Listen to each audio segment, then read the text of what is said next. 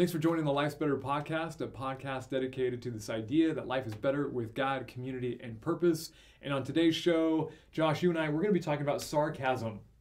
Yeah. Now, here's the thing. Here's the thing. So we all probably are sarcastic from time to time. All the time. And I want to ask the question, though, is sarcasm helpful or harmful to community? That's the big question that we're going to be dealing with today.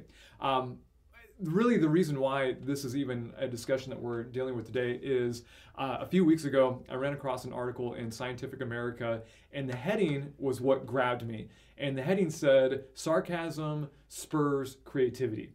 And as soon as I read that, I was like, well, I got to read this thing because I want to be creative. And if I can harness sarcasm in order to be creative, then I want to be all about it. We're going to talk about that article a little bit, but before we do... It wasn't because I had been sarcastic to you in the past and you're like, we're going to do a whole podcast episode about this. This has to change. We're going to call Josh out on camera. No, it wasn't. But I do want to ask you, would you describe yourself as sarcastic? I would, yeah.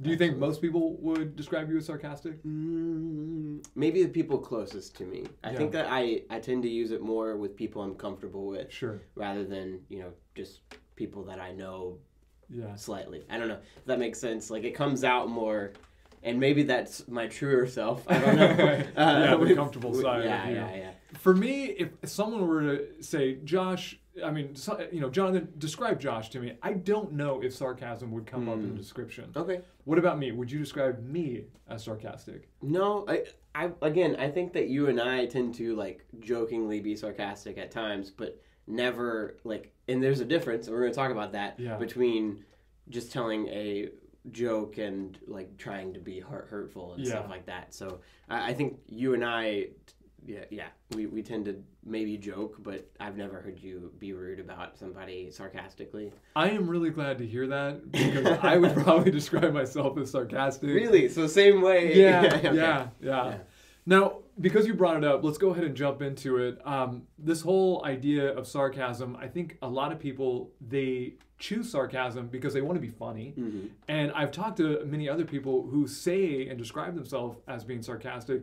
And when I really think about the way that they communicate, I would probably say, no, you're not sarcastic, but you're pretty witty. And I think there's a difference. And so we're going to do a little exercise called wit or sarcasm. Okay. I asked you to come up with some witty comments. I asked you to come up with some sarcastic comments. Yep. You're going to share yours with me. I'm going to share mine with you. And we have to decide, is it wit or is it sarcasm? Yeah. Feel free to play along and try to define which one's which. Okay. I'm going to go first. Let's do this. Okay. These were all tweets that I ran across online. I just wasn't feeling creative enough to come up with my own. No, that's a breeding ground for wit and sarcasm. Yes. Oh my gosh! I thought it was a treasure trove myself, so I just went there. These all took place sometime this year. You'll probably notice with some of them, but this was the first one. I'm not sure what's scarier at this point: taking my temperature or weighing myself. So kind of humorous, right? Particularly during COVID. That's just wit. That's just wit. That's really good. And why would you say it's wit as opposed to sarcasm? Well, sarcasm, I don't know. It's normally meant to tear down in some way. It's also normally a lie, if that makes sense. A playful lie. Where right. Whereas that is just funny. And I get it. I would agree. I would say wit as well. Mm-hmm. All right, what do you got? All right, so this one I hear all the time from people close to me, and it's working hard or hardly working. So you're sitting at a desk, you're supposed to be working, they walk by and they say, "Hey, Josh, working hard or hardly working?" Is that okay? Yep. I would say that's definitely sarcastic because they're implying that you are not doing what you're supposed to do. So, okay, I think that you're pointing out something that we haven't had as a talking point for today, which is maybe it matters what the person's doing. Yeah, the context, sure. Yeah, because most of the time when people say that, they haven't even looked at me. It's just, oh, there's Josh, working hard or hardly working, shooting the breeze to start the conversation with something witty. And I think, I don't know, I don't take that as they're trying to be hurtful to me most of the time. But I think it can be. It could be a gray area depending on what's going on. Yeah, absolutely. Okay, I agree with you. All right, how about this one? Again, this is a tweet. Going to Africa. Hope I don't get AIDS. Just kidding. I'm white. Ooh. Shoot. Again, I'm. This is hurtful. I don't know if it's sarcastic. I would say, yeah, it's sarcasm. It's definitely sarcasm. I would lean towards sarcasm. Let me hear why for you. So it's, and maybe I'm leaning too hard into a lie clarifies it as a sarcastic, but it definitely is like a slight lie. But the hurtful side of sarcasm is definitely a part of this. Yeah, this tweet. It has an edge to it, and I think anyone hearing it, reading it, there is just this, ooh, should you even be saying that? Yeah. Right? There's that edge, and I think that's where we're getting that sarcasm definition, which we'll define in a moment. Yeah. But I would probably say that's sarcastic. Yeah. I almost just want to say it's neither. It's just don't do it. That's racist thing to say. Hurtful. Stay away from it. Yeah, for sure. Anyway, so this one, let's go with this one. All right, this one's a Southern saying. Okay. And it's, I want to know if you know the context of why people use this. You probably do. You've been here long enough. But bless your heart. Yeah. So someone's done something dumb or haven't done something that they should have, and it's a sweet way of saying you're an idiot. Yeah. That's kind of the I'm gonna go with sarcastic there for sure. Yeah. It's definitely lighter, but it's definitely sarcasm. Yeah. All right, I've got two more here. This one was one that was tweeted at Christmas. Santa could potentially infect every household on Earth this Christmas, but no one wants to talk about it. Again, COVID. Obviously, the tweet has to do with COVID. I think that's wit. I know that people could maybe use that to be like target specific people that they're angry towards. And sure, most things can be said sarcastically, but that I think is just wit. It's somebody being playful. The only person that's probably really going to hurt their feelings is maybe Santa. And so I think we're safe on that one. Maybe not. I don't know. All right.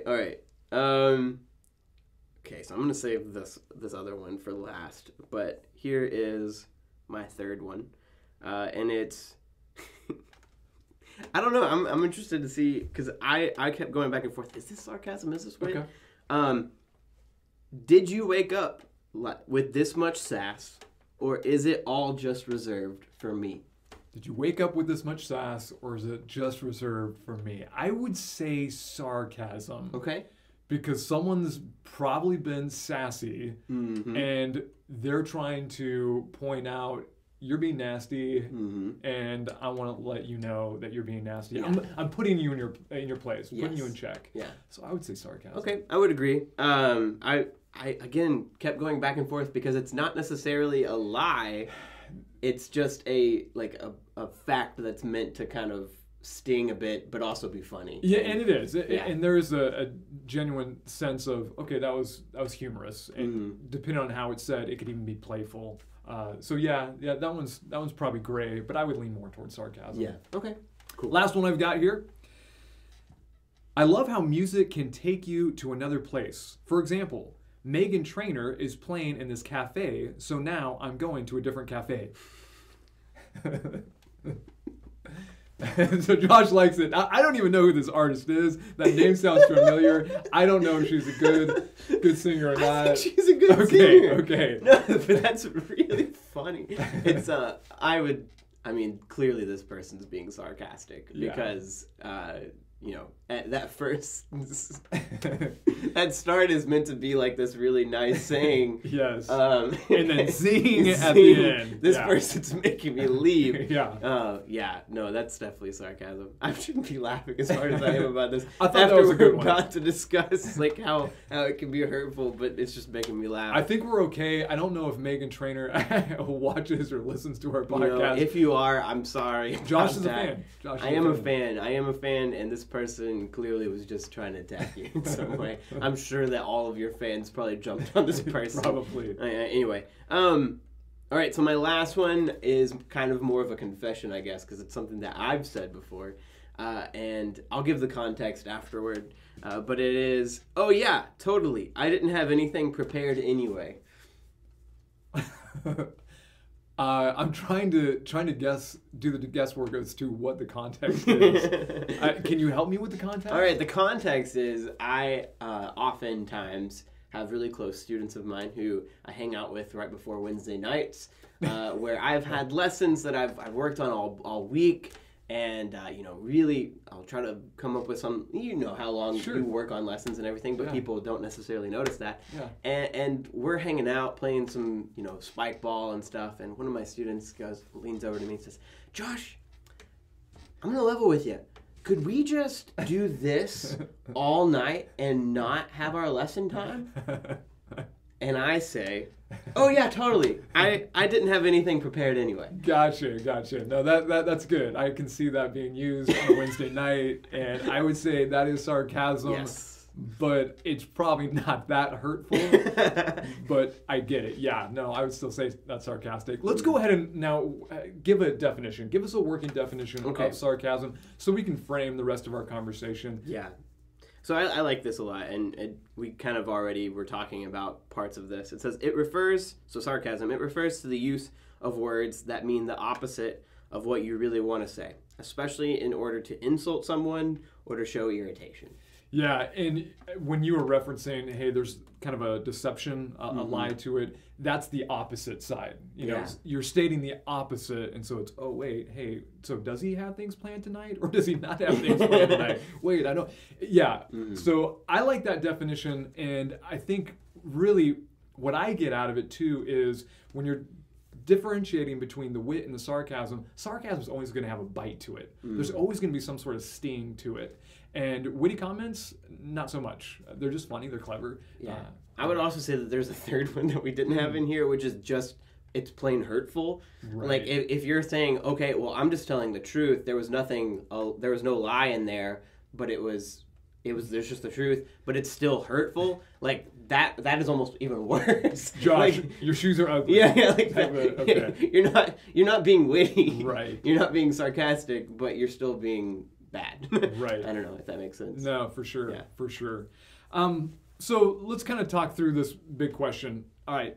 So we all are sarcastic from time to time. Is sarcasm helpful or is it harmful to community? And now I'm going to kind of bring in that research that I was talking about, that article, Sarcasm Spurs Creativity.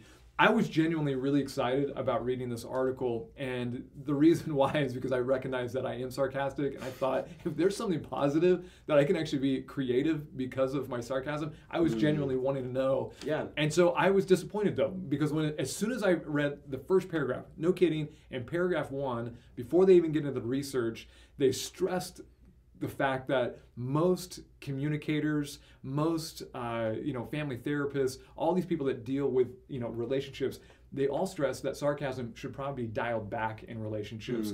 And this is a quote from the first paragraph of this article that's saying, hey, sarcasm may actually have some benefits. They say, sarcasm carries the poisonous sting of contempt, which can hurt others and harm relationships. By its very nature, it invites conflict. And as soon as I read that, I was like, okay, I don't know what else the article is going to say, but probably it means I shouldn't be using it as much as I use it.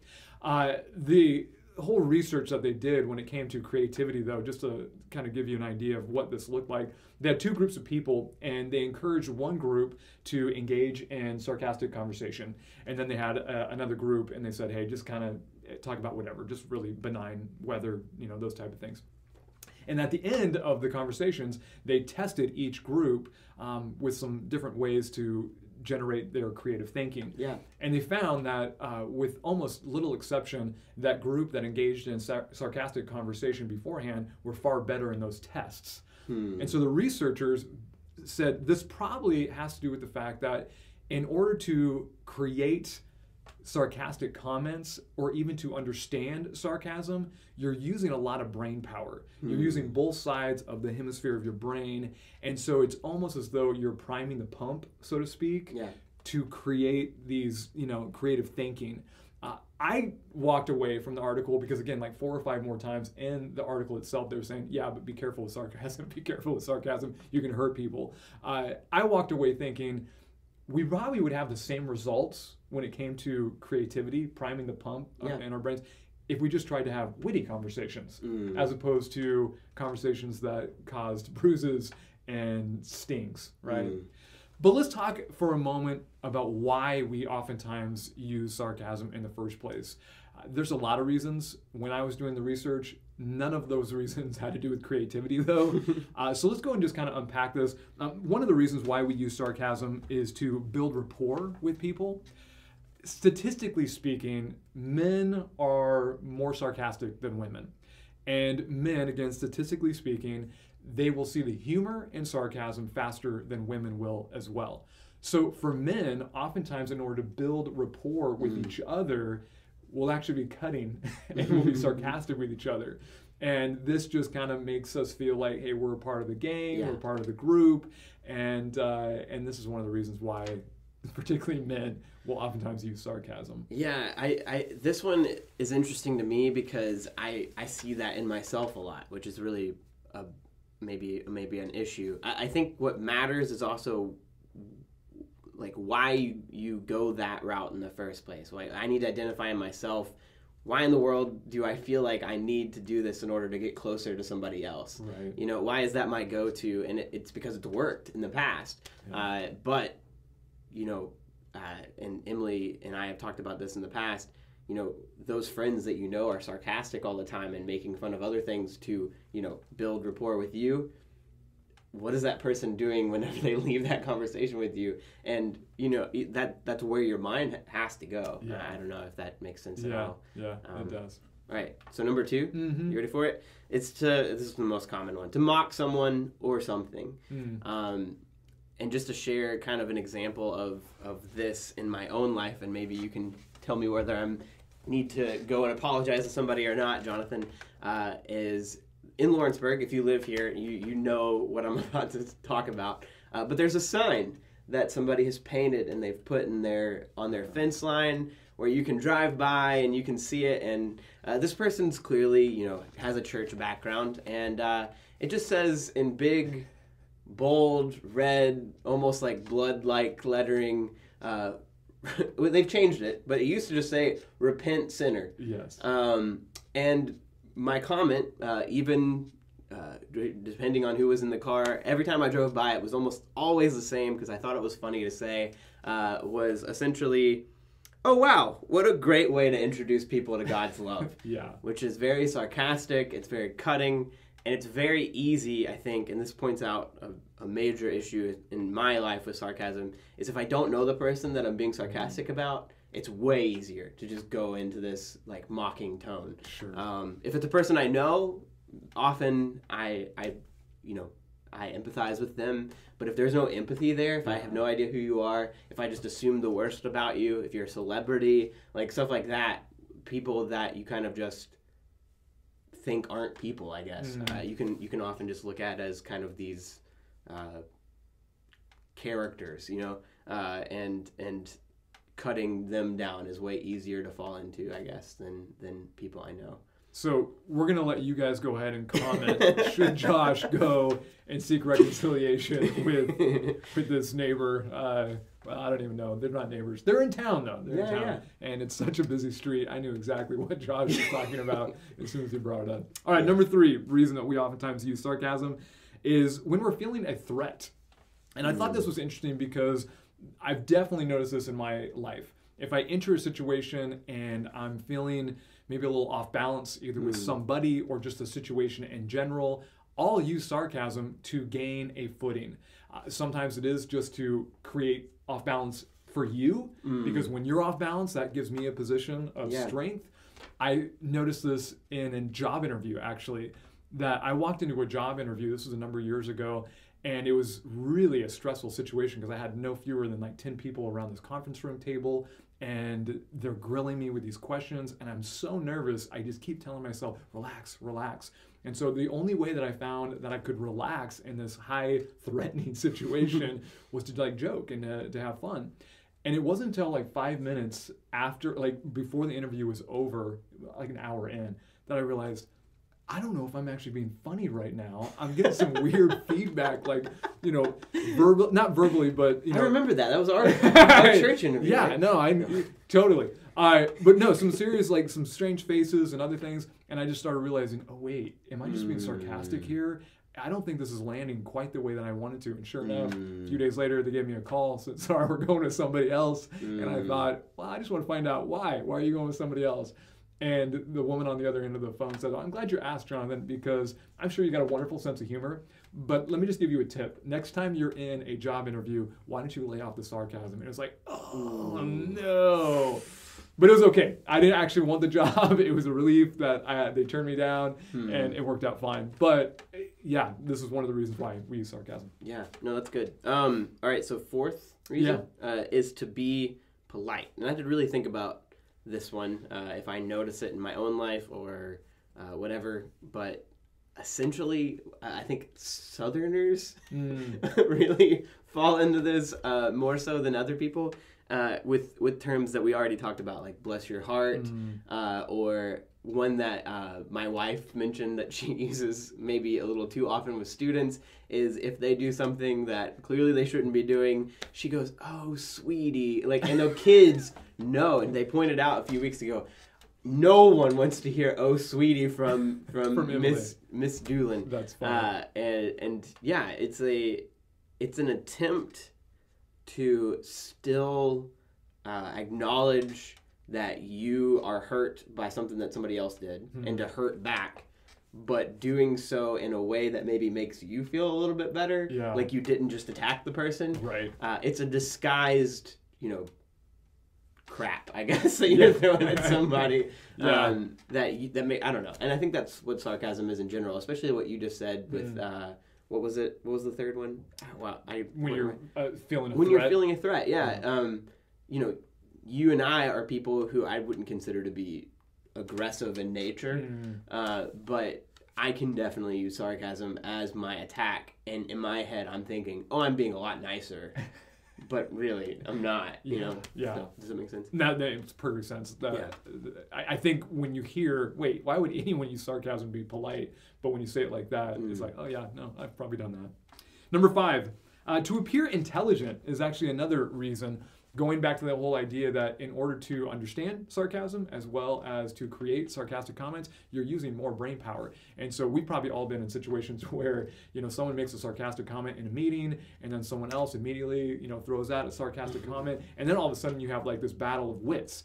Who's going to be the more intelligent one? Who's going to be the quicker one? And it's all an attempt to say, yeah, I'm smart, I'm intelligent, I can figure this stuff out faster than you can. Yeah, and that's easily seen on the internet, which I think celebrates that. Yes. Where people who are intelligent enough to come up with the wittiest and the most sarcastic and most tear down of this other person, like savage is the word that's used to describe all of these comments now. And that person, whoever took down the other person, they're elevated, and the other person is attacked. I think that raises an even more important issue, which is our culture almost celebrates all of this, and it's really easy for all of us to fall into it. So, yeah, no, that's good. What's the last one we got? I'm going to be honest, I don't have a sixth one. The sixth one is probably the most common. It's to be funny. Oh, it's just that whole idea, you want to be funny, and so you're going to throw out the, whatever makes people laugh. And I don't think you even need an example. That one just gets used all the time. Any sitcom, TV show, I mean, that's what half of the jokes are. Play the laugh track, right? That's it. Exactly. So let's talk again. Is sarcasm, is it going to be helpful in community, or is it going to be harmful? We've just been talking about this. We've been sharing some examples. What would you say? If you had to lean one way or the other, helpful or harmful, where would you lean? You're making me say this as a person who likes to use it. I obviously think it's more hurtful than beneficial. I think that the benefit to it can happen in other ways that are less dangerous, if that makes sense. That being said, I can appreciate a good sarcastic comment, but I think it needs, and maybe this is the case with more than just this, but particularly I enjoy comedians who use this as a way to self-deprecate. You know what I mean? Like comedians who make fun of themselves first typically are some of my favorites, because I don't really like, I don't know, it comes across as mean whenever I listen to comedians who just tear down others the whole time.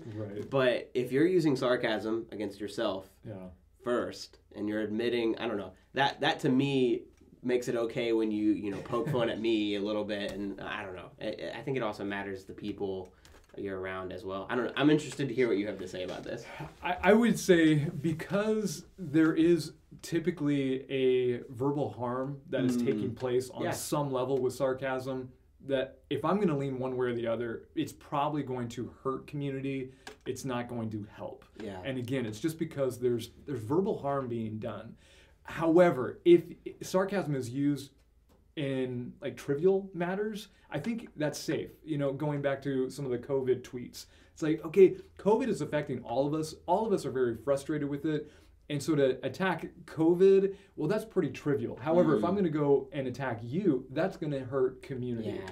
So as long as you're, hitting those less personal and more trivial, I think it probably can create, a sense of community. I think it can create humor and laughter and fun, but we've got to really be careful with it. I mean, that's comedy 101 too, which is like knowing your audience, knowing what to make fun of, knowing what not to touch, making fun of standing in line all day at the at a government office, like that's universal. But like making fun of a specific person's disability, or making fun of like a specific person's speech impediment, like all of those things are hurtful, and you don't know if that person that you're talking to agrees with the thing that you're making fun of or not. Like political ones are easy thing to point to, where people can because you have such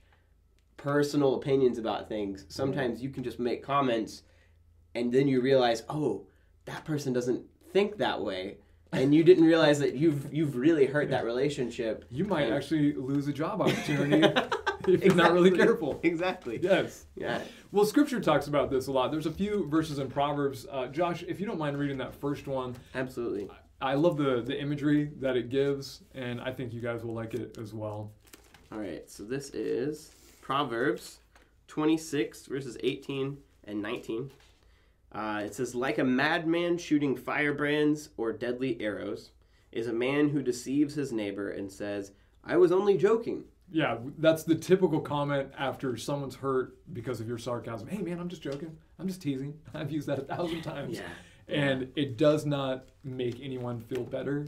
The sting is still there. That flaming death arrow is still in somebody's heart. When I was researching this, I ran across this study that said that if you are exposed to high levels of sarcasm, it's something that actually can begin attacking your immune system because it's creating stress and anxiety and insecurities. And doctors can actually determine how many illnesses that you're going to face over the next 5 years if you are, at the constant source, or I should say the constant focus of people's sarcasms. And so again, going back to those flaming death arrows, that's literally causing death in people's lives. What's the other? So this is also in Proverbs. Proverbs has a lot of those little quick tidbits of information. This is from 12:18. It says, reckless words pierce like a sword, but the tongue of the wise brings healing. And this one I've heard plenty of times before. I don't know how often you use this, but specifically in my own life, I think, there are moments where I've felt, the edge of sarcasm, and I've needed to figure out, okay, how do I repair this? Do I just be sarcastic back, or do I act like this didn't bother me? I still remember there was a moment where a friend had hurt me in a way that they didn't mean to. They had made fun of something that actually I was really self-conscious about, and they didn't know that. And so I tried to think about like how do I bring that up without sounding, too like clearly I love to joke with them too. I don't want them to think that I can't take a joke, because I love jokes. Like, go ahead, make fun of things, but this thing, maybe not. Don't touch on that. And so I just remember talking to them and being like, hey, like I apologize if this is comes across as being too what's the word?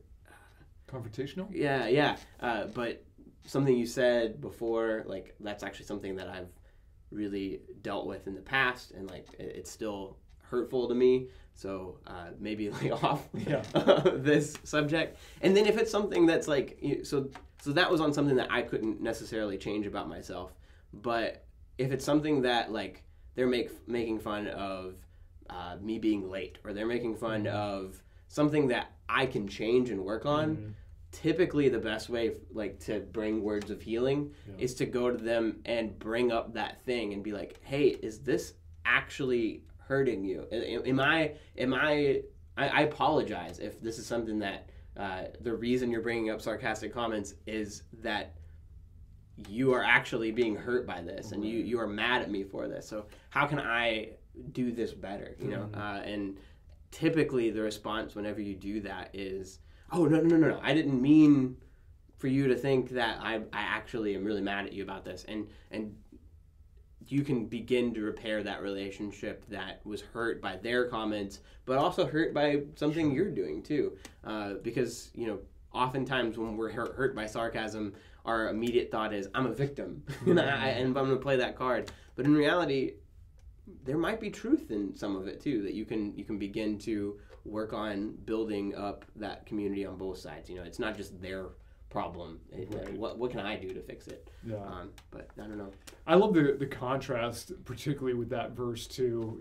On one hand, it just really destroys, but your words can also be something that really uplifts people's hearts and souls. It makes me think actually of this game I used to play in junior high. Did you ever get a dead leg? Have you ever gotten a dead leg before? Okay. Oh, yeah. So the game was actually That's not a game. That's just mean. Yeah, it is. It is. And that's why I'm bringing it up. So dead legs, particularly like on your thigh, if like someone comes and either just punches your thigh really hard or gives a quick knee to your thigh, like your whole leg just goes like to jelly. And so we played a game called Dead Leg, and you just try to sneak up on your friends and just like, bam, dead leg, and it's like, oh. And every single time, I noticed every single time, whenever someone would give me a dead leg or I'd give them a dead leg, there was always laughter on both sides. Like, oh man, you punk, you got me, ha ha ha ha ha. And I think sometimes that's how we interact with sarcasm. Someone has just like slit our throat emotionally, but we've got a big smile on our face, like, ha ha ha, you got me. We're laughing, but inside we're actually bruised and we're hurting. And on the other end of that, like when you speak words of encouragement in life, I mean, it's like that. It's like a tender hug. It's like, hey, everything's gonna be okay. I love you. And I think it's important for us, if we're genuinely interested in building healthy community, to be discerning, to know when sarcasm is appropriate and not appropriate, and to give a little bit more hugs than dead legs emotionally. So let's talk about that. Let's talk about ways that we can actually kind of curb sarcasm if it's gotten too much in whatever community that you find yourself in, whether it's your family, neighborhood, church, work environment. I ran across an acrostic. This is by a woman by the name of Uwa Blestek. She's a business team coach, and she has this acrostic called END, and it's her attempt to help end sarcasm, particularly in the workplace, but I think it can be applied to any environment. E stands for educate. So she says it's really important just to begin educating people, because we get in our habits, we get in our routines, and we don't even realize that maybe these are unhealthy habits and routines. And so she says, hey, just start to talk to friends, family about sarcasm. We're kind of doing that right now. We're educating ourselves, you who are listening and watching. Here's the tricky part. Josh, how can you educate somebody, particularly like a friendship group, and not look like the loser who can't take a sarcastic joke? Any suggestions? I think the easiest way to educate in this scenario is maybe to lead by example, because, like you just said, I know my friend group, and it's really easy for us to sit here and be like, oh, you should just, get a meeting of your friends together at Chili's or Applebee's and sit them down and be like, listen, guys, I really think that encouragement should be on our lips and sarcasm should be out the window. And I know with my friends, immediately they're going to start making fun of me. Yes. Whereas if I am the person in a group of people and I choose to not participate when a friend picks a person or an ideal or something like that to start attacking to build our relationship up, if I don't join in, if I don't give them the laughter that they want, and I choose to instead, begin to encourage them and other people with the time that I have with them, that shifts everything, I think. Sets a whole different tone. Yeah. And I don't know. Maybe behind my back, they'll go and be like, well, Josh, really, I can't joke with him about these things. But you sound like you got a real jerk friend in your life or something. Man. No, sarcasm is just, it's a default. I think a lot of us have, and it's a lot easier to fall into. I think that might be part of the enemy's scheme with sarcasm, which is that we know that it's effective in building up relationships. Just look at online. You can join a huge community. You can have a huge following. You can have a bunch of people idolizing you by just attacking another group. Yeah. Not having anything beneficial to say other than negative comments about someone else. Yeah. But it takes effort to get to that level using encouraging words or words of life and words of affirmation and stuff. You're not going to get there as fast. And so I don't know. It takes a person who's willing to lead by example in that and to change their group by being the change themselves. I think that's great. I think that's good. So she says E stands for educate, N stands for name it. She encourages people just to, once the conversation has been had, once there's been some education, say, hey, we've got too much sarcasm going on, to just name it when it happens. Like, oh, wow, we're really getting sarcastic right now. Or, hey, I heard you, that was sarcastic. And just name it. She even suggests, if it gets really out of hand, to come up with a code word.